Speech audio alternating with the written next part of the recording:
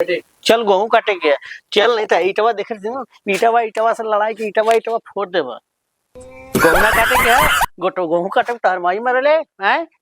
चल कटिया करे के चल, नहीं तो ईटवा ईटवा कुछ दे बब्बे तक कुछ दे बब्बे। तो हर माई से दिन भर बतियावे कि माई हाई बात माई हो बात, त माई के बोलो तू कि आवा यहाँ गेहूं काटे के है, ये माई गेहूं काटे के, ये बाबू गेहूं काटे के है। इना कह सकत हो खाली बतियाइबू माई बहिन माई बहिन, और दुनिया का ये बतावा अपने माई बहन से हम ना बतियाए तो तोरे माई बहन से दिन रात बतियाए, उनके पजरे तो रहते हैं, उनके लगे बैठे तू दिक्कत, उनके लगे बैठे तू दिक्कत, अपने माइयों बाप से ना बतिया सके नहीं। गेहूं काटे के तो का माई बाप यहाँ कटी है, माई बाप के पहुंचाईबा का रसनमा।